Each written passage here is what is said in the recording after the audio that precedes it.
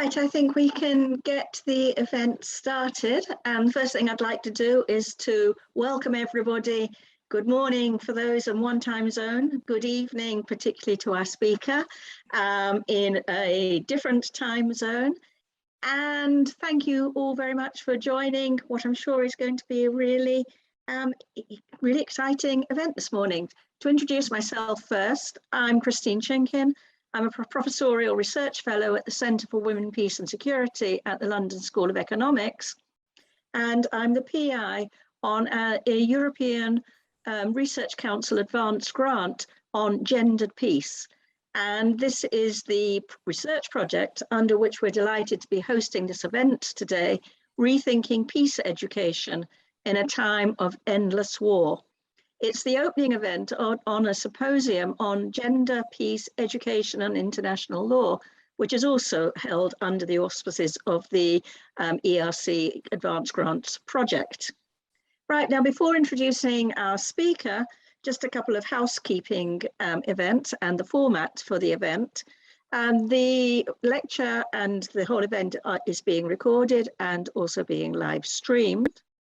The format is that Professor Otto will speak for around 30 minutes. Then there will be a brief discussion between her and myself, and then there will be questions, comments from the participants. So please send your comments and questions through the chat function that we can then raise towards the end of the lecture. So to introduce my friend, my long-term colleague, and our speaker this morning, Professor Dianne Otto. Di is a professorial fellow at the University of Melbourne Law School, and I'm sure many of you who are participating today will know of her many and rich contributions to areas of scholarship and activism in international law. She's long taught and researched into the issues in the field of public international law and human rights law, including especially feminist theories, gender, sexuality and race inequalities, economic, social and cultural rights, the UN Security Council and peacekeeping operations, including the Agenda for Women, Peace and Security, and the transformative potential of people's tribunals. Her many publications bring together doctrinal analysis with what is sometimes quite trenchant critique, but always very grounded in common sense, I think, and certainly always that leads us on to think further about the issues in question. Her publications include Rethinking Peacekeeping, Gender Equality and Collective Security, which was co-edited with Gina Heathcote, and Queering International Law, Possibilities, Alliances, Complicities and Risks. So Di, it is great of you to join us, especially at what is quite an inhospitable hour where you are back in Melbourne. And we look forward very much to your lecture on rethinking peace education in a time of endless war. Thanks, Christine. Thanks for that marvellous introduction, and hi to everyone who's joined us. I'd like to start, as we do here on Aboriginal land, to acknowledge that I'm speaking to you from the lands of the Wurundjeri people of the Kulin Nations who've never ceded their land, and pay my respects to their elders past, present and future. So I'm just going to jump in. In 1945, following the devastation of 2 world wars, the peoples of the United Nations dreamed of a peaceful world, pledging, as it says in the preamble to the UN Charter, to live together in peace with one another as good neighbours. Yet now, despite nearly 8 decades of global institutions that have peace as their professed goal, we live in the divided world of endless armed conflicts, expanding arms sales, increasingly sophisticated technologies of weaponry and surveillance, heavily securitized borders, environmental devastation, and deepening economic and social inequalities. And I have to admit, I actually started off with a much longer list of horrors that we're in the middle of. But when I showed my partner, she said, no, tone it down, Di, you just get everyone so depressed, they won't want to go on. So, but we all know, and I'm sure many of you struggle along with me, at comprehending the many challenges, many of them kind of much worse than I'd ever expected in my life, that face us globally today. And now we have a pandemic, which is also called a war, and divides us along the familiar lines of nation and affluence, rather than a public health emergency which unites us to respond in solidarity together.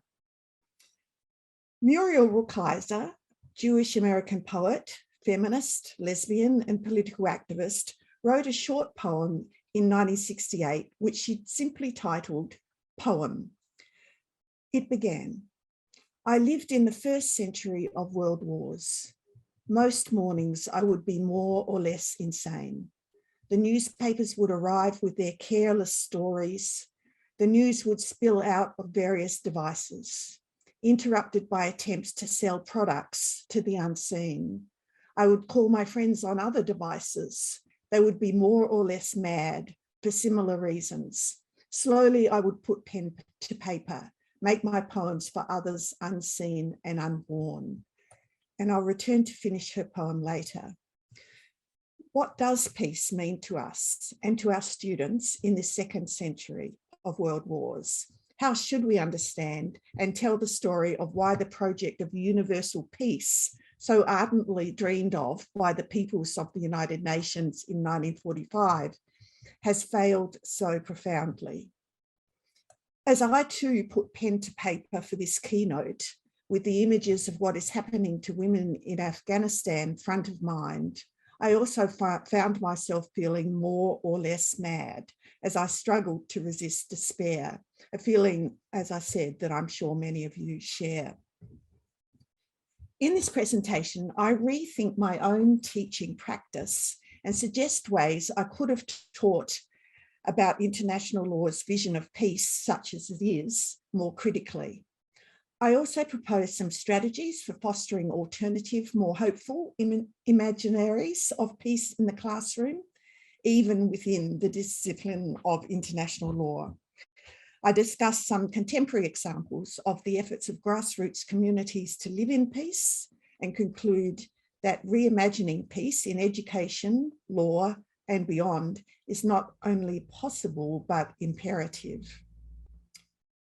So since 1994, I've been a teacher of international law, international human rights law, and several more specialized subjects that have focused on feminist, queer, and post-colonial perspectives.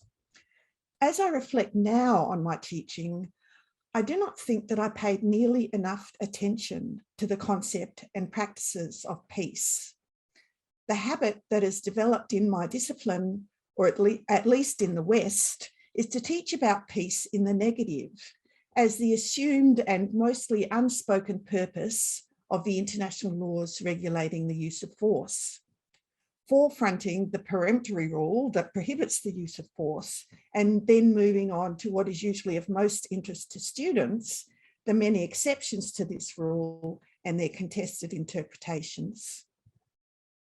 I did nothing to recognize that ideas of peace and war develops in specific social and historical circumstances that profoundly influence how we might think about these concepts. Muriel Rukeyser, for example, was born in 1913, and when she wrote Poem in 1968, she'd experienced 2 world wars, including the Holocaust, and their aftermath in the US, the near-nuclear war of the Cuban Missile Crisis, and the US was in the middle of its senseless conflict in Vietnam. For most of my students, though, in an Australian law school, armed conflict was not something they'd experienced directly, and whatever endless war Australia was participating in at the time felt far removed, even forgotten, in the careless stories and blitz of advertising products offered up by today's mass media. Yet now that I reflect, I'm sure there would have been students in my multicultural classes for whom peace was a concept that was very real and urgent, for whom the idea that armed conflict could be prevented by law would have been hard to have any confidence in, and for whom the many violences of their everyday lives during so-called peace felt something like a war. It has not helped that peace was left undefined by the UN Charter, although again, as I reflect now, I think that defining peace is an important question I could have used to engage my students and have them see and reflect critically on the bare peace that the laws of war along with the UN Charter envisage. Let me briefly explain why I describe the peace of the international legal tradition as bare peace. Of the 45 references to peace in the UN Charter, the majority are coupled with security, reflecting the UN's primary purpose, the maintenance of international peace and security. This coupling signals an understanding of peace as reliant on security, specifically state security. The central role assigned to the superpower-dominated Security Council in achieving this purpose makes it clear that the dominant vision of peace in the UN Charter relies on politics rather than law and on maintaining the geopolitical balance of power. It's peace based on military strength and securitized states, even though the Pacific settlement of disputes is preferred. The 5 permanent members of the Security Council, or the P5, are all armed with nuclear weapons and among the world's largest arms exporters, as you know. That the Council is entrusted with virtually unlimited power to identify threats to the peace and then to take the measures necessary to respond to those threats normalizes the realist view that aggression in international relations is inevitable and can only be deterred or controlled by the threat of or the use of countervailing military force. In this frame, peace is understood as dependent on military might and reliant on a militarized world order, or as queer feminist political philosopher Judith Butler describes it, peace is conceived through the frames of war. It is a top-down vision of enforced peace that is primarily shaped by the geopolitical interests of the P5.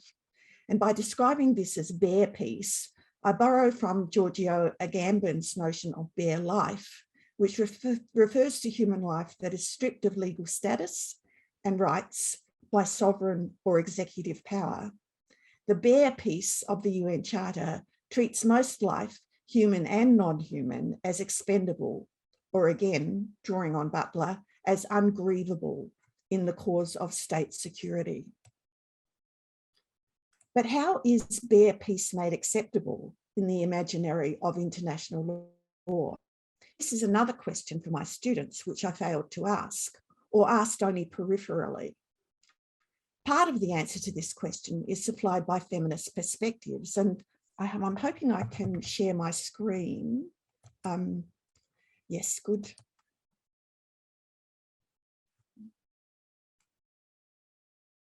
I'm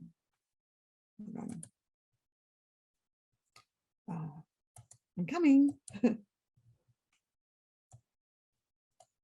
we go. Oh, I keep on getting a pop-up trying to sell me something, so just hold on. Oh, come on.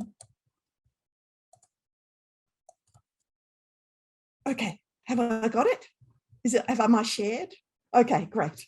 Okay, so part of the answer to this question about what makes bare peace acceptable in the imaginary of international law is supplied by feminist perspectives, which expose the work that hierarchical tropes of sex or gender do in normalizing militarism, hypermasculinity, and the accumulation of ever more deadly weaponry.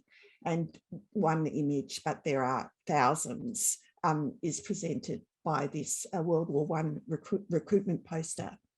Armed conflict is understood as a manly response to threats, and calling a halt to hostilities to seek a peaceful resolution is perceived as a sign of weakness, as feminist peace activists discovered during World War I when they pleaded with neutral and belligerent states to stop fighting and enter negotiations. The gendered script of war and peace is deeply embedded in the imaginaries that support the laws of war. Dualistic tropes of gender give the power of common sense, and a different kind of common sense than what I think Christine was describing me as, to the idea that peace can only be achieved or enforced by militarism. So my question here for students of all genders, and this is one I have asked, especially in the context of the Security Council's Women, Peace and Security agenda, is how can we destabilise this gendered way of thinking? Are there disruptive gender identities that can form the basis of rethinking peace and peace activism? What would peace and armed conflict look like if we multi-gender our analytical frame?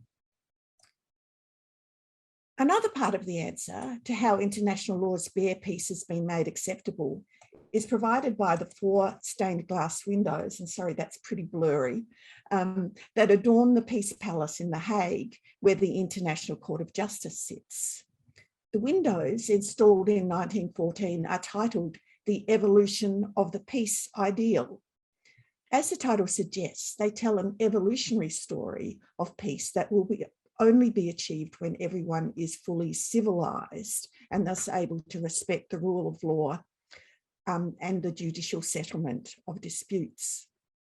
The series of windows starts with the primitive age and moves on to the age of conquest, the present age, and then the 4th window portrays peace achieved, which represents peace as the ultimate sign of civilization or progress, where international courts, arbitrations and agreements can be relied on to settle disputes. And according to the inscription that accompanies that 4th window, this phase marks the real beginning of man's higher development. It will come as no surprise that white men are the central actors in all of these phases. Women are on the periphery, depicted mostly as caring for children, with allusions to the Virgin Mary and other saintly figures. The church-like form of the windows and many of their allegorical figures also serve to link Christianity with civilization and peace, erasing the inconvenient truth of Europe's deadly history of religious wars. So I'll just, sorry, now I have to get rid of my slide, and I'm not quite sure how to do that. So, oh, yes, I do. Yes, I am. Stop share. Okay, so these examples reveal how hierarchical scripts of empire work with those of gender in close association with other fundamental organising principles like nation, race and class to make their peace and its economics of weaponry appear to be common sense. Further, the UN Charter's prescription for peace, which relies on accepting the geopolitical status quo, also functions to normalise all the other hierarchies of power that the status quo relies upon. Since the end of the Cold War, and especially since 9/11, even more emphasis has been placed on militarised security in international law. In 1992, the Security Council, no longer polarised by Cold War divisions, and many people had hoped that this would mean change in a positive direction, but the council actually dramatically expanded the compass of its responsibilities, securitising an unprecedented range of international legal issues, including climate change. Following 9/11, this shift became even more pronounced with the omnipresent menace of terrorism, identified as a threat to international peace and security, and then US President Bush announcing a new kind of war against terror. This new normal legitimated new securitizing technologies and practices that have rearranged our social relations in ways that further entrench the hierarchies of value that divide the world's peoples.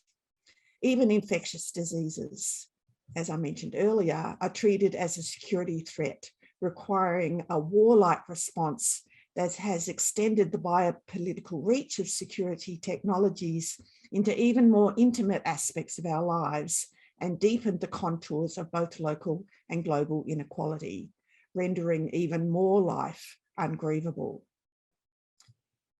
So the obvious question, can this really be called peace?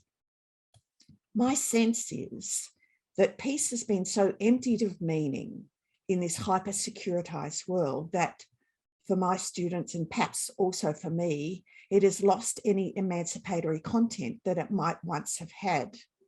Or perhaps the idea of peace is no longer compelling because of the many quotidian forms of violence that are accepted as the way things are during so-called peace. These are more questions that I need to ask my students. So my revised teaching plan is to draw my students into active discussion about what peace means for them by asking the kinds of questions I've already mentioned. How do they define and think of peace? How does this compare with the realist view of peace adopted by the UN Charter? And how is this approach to peace made acceptable or normalised?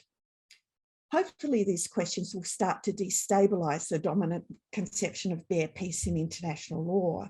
But more, I would hope that these questions prompt students to refocus their thinking about peace onto the larger and more central question of how we live with each other as human beings, as well as with the natural world, recalling the words of the UN Charter about living together with one another as good neighbours. So now I turn to thinking more positively about peace and returning to Muriel Rukeyser, and I'm going to share my screen again.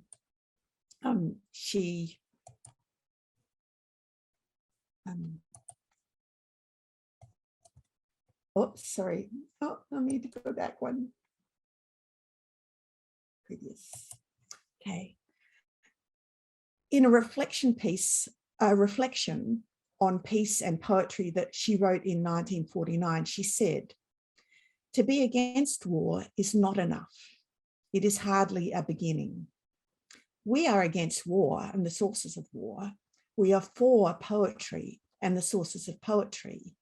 They are every day, these sources, as the sources of peace are every day, infinite and commonplace as a look, as each new sun." And these words take me to thinking about peace in the everyday, to reconceiving peace as a bottom-up process rather than something that's top-down, beginning with how we make peace meaningful in our everyday lives and communities. My local kindergarten and primary school provide inspiring examples.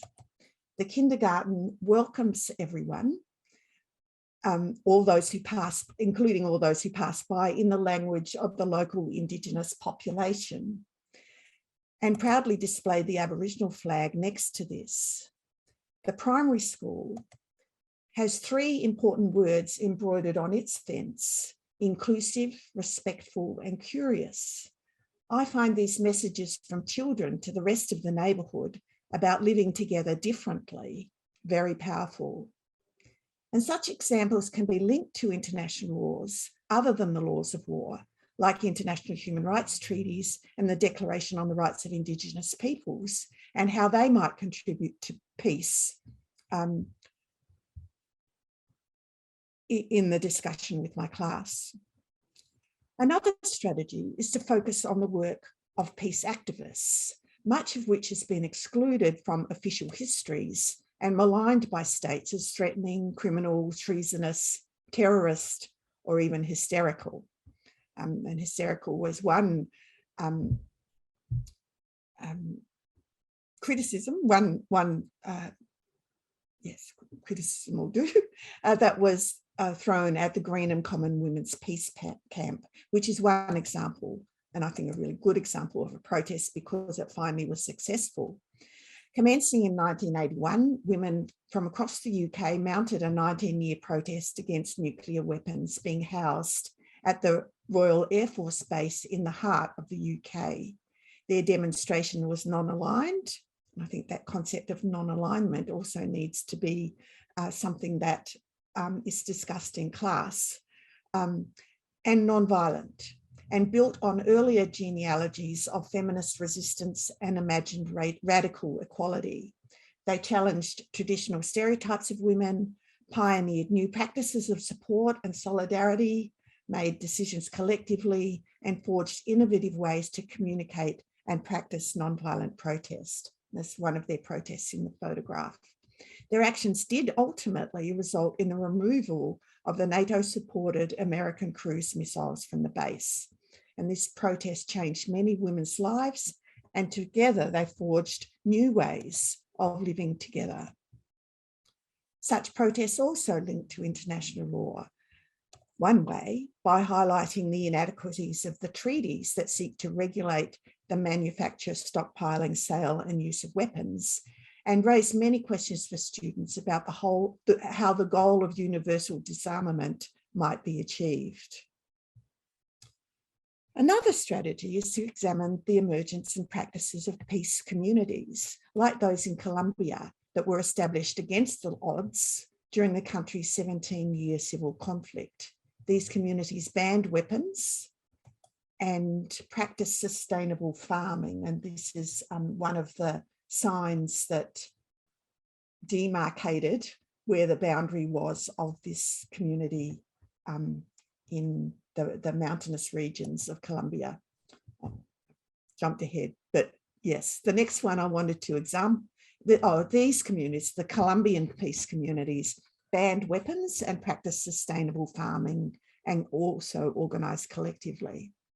Another example is the Jinwa Free Women's Village in Rojava Autonomous Region in northern Syria, which is controlled by the Kurdish people, which began construction in 2016 and opened its doors in 2018 to provide a space of safety and freedom for Arab, Kurdish, Yazidi, and other women and their children. There are thousands of other examples of community groups, often supported transnationally, so from afar, they can be supported, imagining, working for, building and living peace outside the frames of war and without state or institutional authorization. Among them are hundreds of women's groups in post-conflict societies trying to utilize the Security Council's Women, Peace and Security agenda as leverage for feminist change. Local chapters of the century-old Women's International League for Peace and Freedom still organizing to promote disarmament and demilitarization. Queer Jewish groups working with Palestinians to bring the Israeli occupation to an end. Women in Black, first established in Israel in 1988, now holding silent vigils around the world mourning occupation and war. Indigenous peoples who refuse the militarization of their lands, and people's tribunals where stories of suffering and injustice, as well as resistance and survival not recognized by law, can be heard and acknowledged. Peace in this positive sense requires dreaming of a world and its laws devoted to sustaining and enriching life in all its forms, which needs not only global disarmament, but also tackling equality in all its forms. This imaginary conjures a very different idea of the sources of international law and portends law as multitudinous rather than singular, embracing its fragmentation rather than fearing it. But this only makes sense if underpinned by very different scripts of our planetary relations, by completely redefining our relationships with each other as interdependent rather than predicated on nationalism and individualism. So returning to Rakaya's poem with which I began, she goes on, "In the day, I would be reminded of those men and women brave, setting up signals across vast distances, considering a nameless way of living, of almost unimagined values.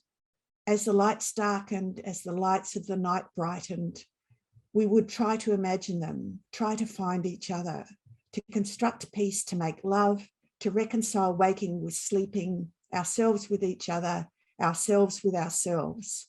We would try by any means to reach the limits of ourselves, to reach beyond ourselves, to let go the means to wake. We live with our students together with our students in the second century of world wars, now better described as endless wars. The task of engaging ourselves and our students in rethinking peace is urgent. We all need to wake, to dislodge peace from the shackles of war and hierarchy, to recognise and hold on to the everyday practices of peace all around us, and build on the small seeds of a resistance that have been left as traces in international law and politics. What has assumed new importance in my thinking about peace is the recognition, perhaps again in my life, just how political the personal is and how crucial grassroots archives of peace are to resist claims to truth of militaristic and evolutionary stories. We can challenge the hegemony of realism by telling other stories of peace, of transformational peace that is not merely lack of war, but a celebration of life, of all life, both human and non-human. We can reject militarism's dualistic orthodoxies, including its gendered prescriptions, and foster new understandings of our global obligations to each other and the natural world in which we live. Peace is not passivity, it is continued striving to resist hierarchy, inequality, and violence in all its forms. We can all be part of this striving in how we live in the everyday and keep alive imaginaries that, again, using Rakaya's words, imaginaries that are strong enough, first to create an idea of that peace and then to bring it about. We need to find ways to take our students beyond the worlds we know, beyond the confines of law and the inevitability of quotidian inequalities, to invent new methods of peacemaking outside the frames of war. Thanks. Thank you, Di, so much for that. An extraordinarily rich and rooted exposition of how we should be how we as international lawyers should perhaps be thinking of peace. I remember in one of the tributes, in fact, I think, to your writing, the Melbourne International Law Journal, I think it was Gina Heathcote, who emphasized how your work balances between critique and hope.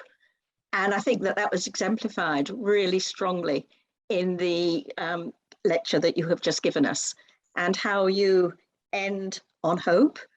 And also hope, I will go back to what I said at the beginning, grounded in common sense. It seems, when you set it out like that, it seems crazy that the world looks at nuclear weapons, other forms of weapons, hierarchies, all of that, rather than at what people are actually doing in their lives to try and find a sustainable way of living together, as you put it.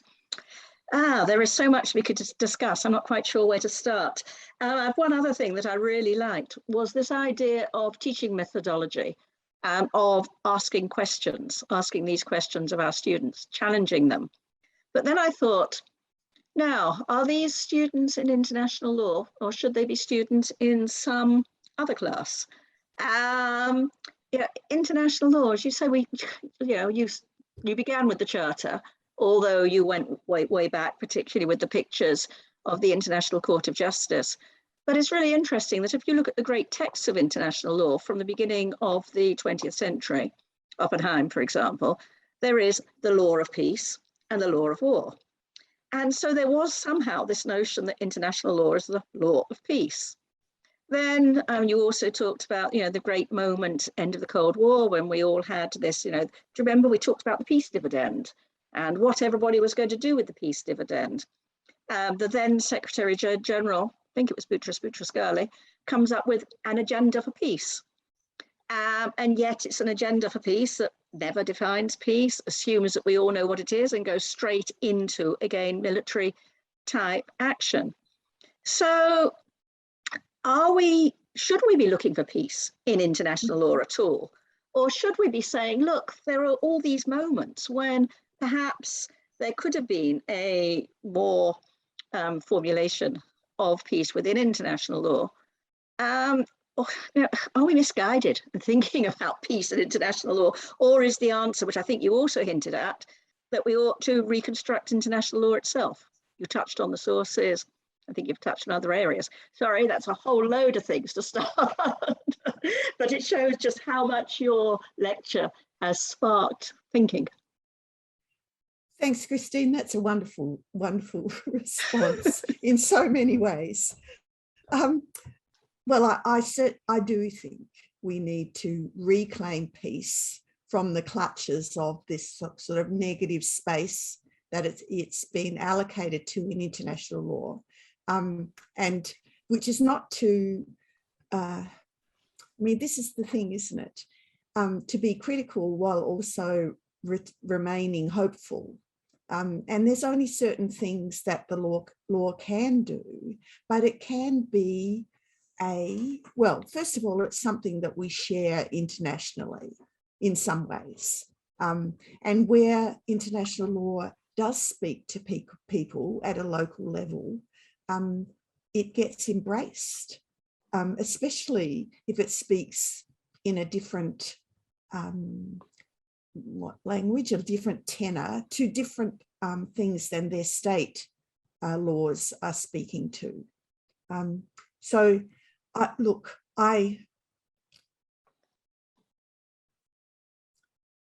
yes, I think it's an important part of an international law course, even if it's only to highlight the way that peace is conceived, maybe by default, in international law and politics, that it's not, it shouldn't be taken as the truth, as the way things are. This is actually, to many who, also including women's peace groups who lobbied for various provisions to be included in the Charter, it would be horrifying. They would find it horrifying that the dominant vision of peace that quickly came through and remains dominant and even more, as I said, securitized, is that of negative peace. But I mean, the Charter itself, isn't it, is founded on this great myth that it was the moment in which peace in Europe and across Asia was achieved, when we know that the colonial struggles were already well in hand, that in many ways they were still being put down brutally, that very clearly inequalities, despite the assumption in the principles of the Charter relating to non-discrimination, fundamental freedoms and human rights, there was still within the West clearly inequalities based upon race, very clearly inequalities based upon gender. So that there's this sort of great myth going on even at that very moment of the Charter itself. So maybe what we're talking about, maybe this is what the women at Greenham were trying to do, is reclaim international law as well as reclaiming peace in different ways, or reconstructing international law. I mean, you touched upon rethinking the sources of international law, and you said embracing fragmentation. Do you want to go a bit further with both of those? And what sources of international law, rather than Article 38(1) of the Statute of the International Court of Justice, what would you include as further sources? Well, the practices, maybe they're called laws, of local peace communities, for example, that people that to draw, empower more local communities, more locally, local ways of thinking about peace and achieving peace, rather than it being top down. That's what I have in mind. But Christine, can I ask you a question? Yeah. Well, not the one, I'll save the one I asked you before we started, but these big projects that you're engaged in, all consider peace, all are all about peace. What notion of peace did you have in mind when you started, and how has that developed or changed or been challenged as you've gone along through the projects? Good question. And maybe just as a word of explanation, the projects relate to a feminist piece of international law and a gendered piece of international law. And I think that our starting point was very much where your lecture started. I think what we were involved in the Women, Peace and Security agenda. You know, this again was seen very much in 2000 when Resolution 1325 was adopted as being a transformative moment. It was bringing concepts of women and peace into the Security Council, and perhaps at that moment a hope, and I think it's very ironic that Women 1325 was adopted just under 12 months before 9/11, when, as you pointed out, there was such a seismic shift in understanding of security. But an idea that maybe women's vision of peace that goes back, again, as you've already said, to 1915, may be coming into the Security Council, and maybe that there could be a shift in attitude. And so what we were really trying to think about was, okay, that's a Security Council agenda. The gender blindness, the peace blindness of international law did not correlate with what that transformative vision of WPS was. And so what we were hoping or trying to do was to think about, well, what peace might look like if it was understood from a feminist and gendered perspective, recognizing, of course, as you've pointed out, at least implicitly in this lecture and explicitly on other occasions, peace is gendered. It's militarized, male, hegemonic, homophobic, you know, gender, very clearly. And so it's the feminist aspect of that agenda that we really need to try to emphasize. How have we moved?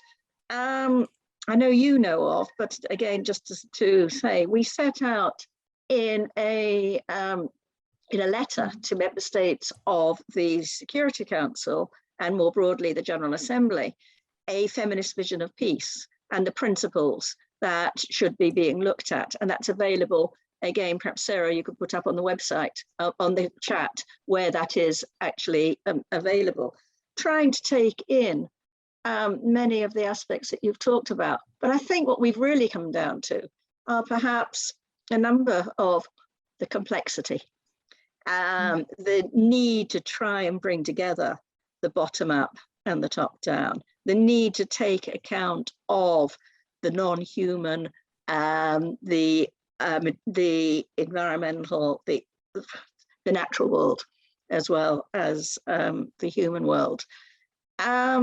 And really coming to, I think, a question of our discipline of international law in which we are grounded. Is international law itself completely antithetical to peace? Is it in fact an obstacle to peace? Does it legitimate so clearly violence in so many ways that maybe, back to what I said a moment ago, maybe we need to look elsewhere and try to think how international law could look elsewhere. But you raised in a very early discussion, why don't we rename the Security Council the Peace Council? How do we do that? Actually, I won't claim that idea. I think it was Louise Aramatsu's idea. But well, it was a discussion between a group of us, certainly. Yeah. It is.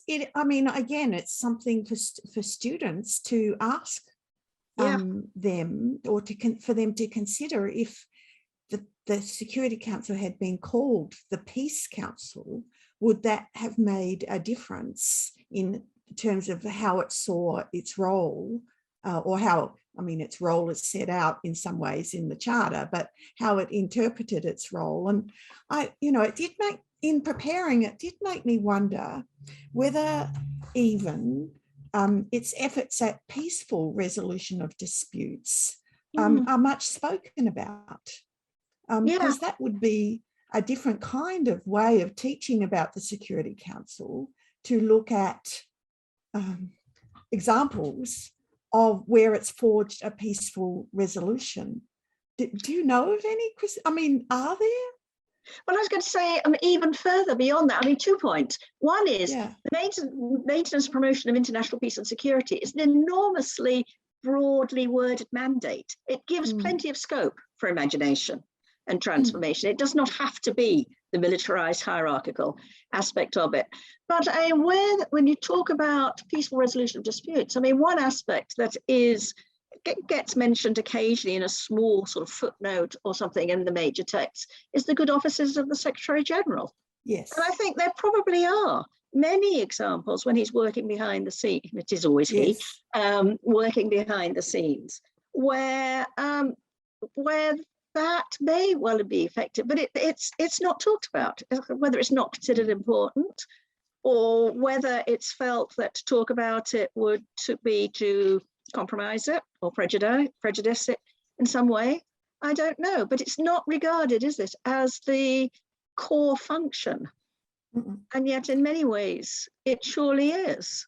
Yes, the Secretary General has played a significant role in many dispute resolution processes, but he is not the Security Council, eh?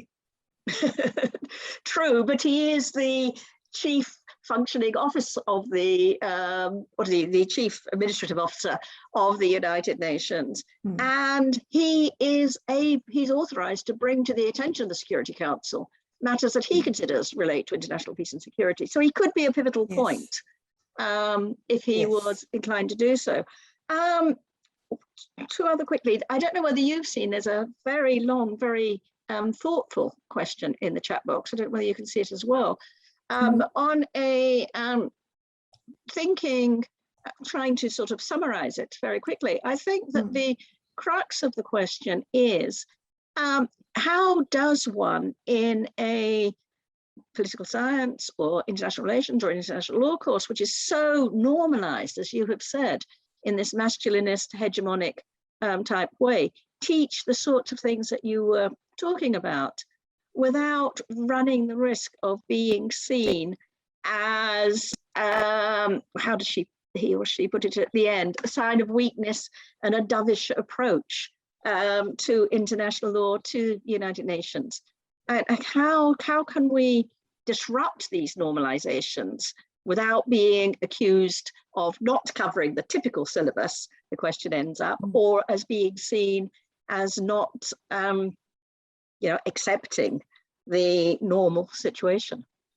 How do we run the risk within the law school, I suppose, is what that's really saying, and not becoming marginalized?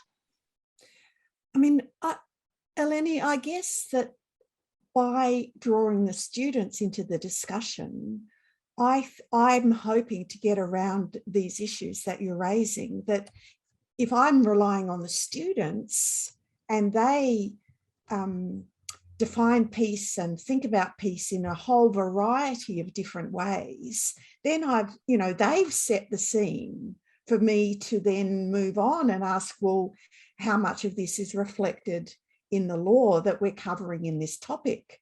For example, does our discussion of peace best belong under the heading of the use of force in international law? Where should we position it? So I guess that's by engaging the students.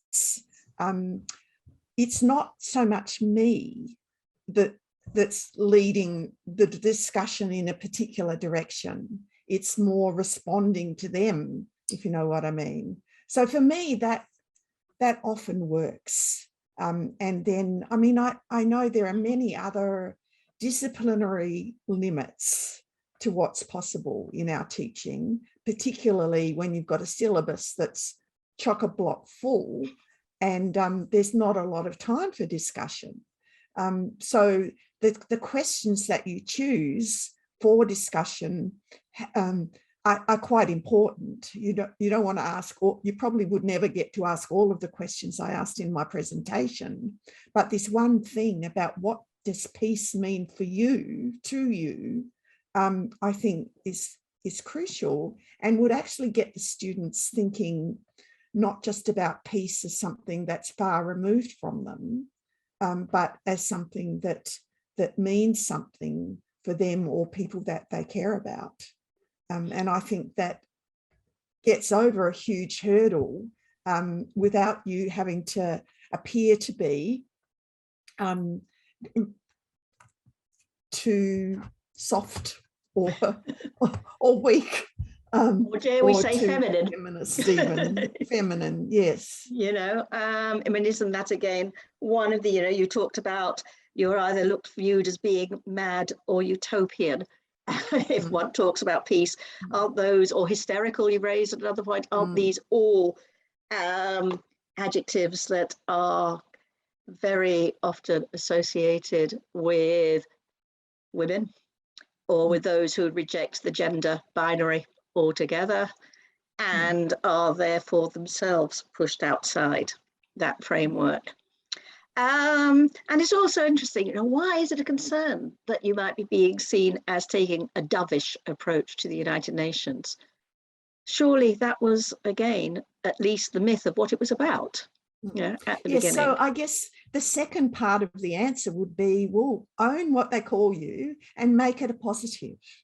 Yeah. And you know, this depends on each of our own, you know, personalities and how we might think about, you know, presenting ourselves in the classroom. But honestly, don't be afraid of these kind of slurs. We know them. You know, they're so familiar to so many women in so many circumstances.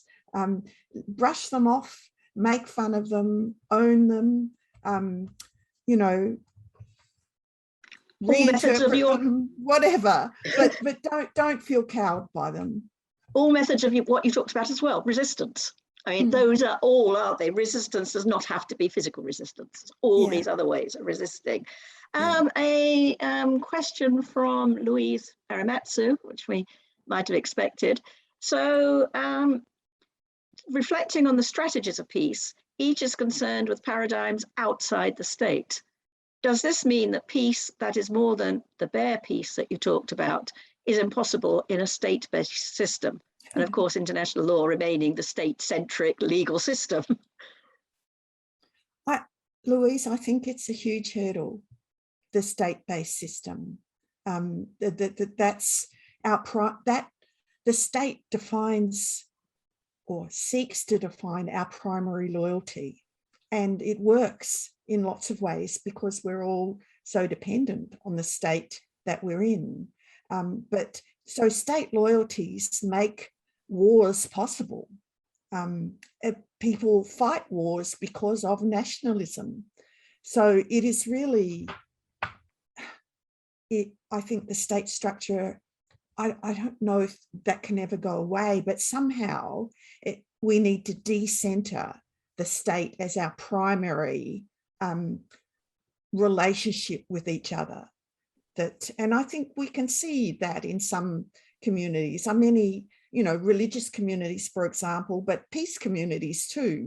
Feminist communities, queer communities, different race communities, and so on.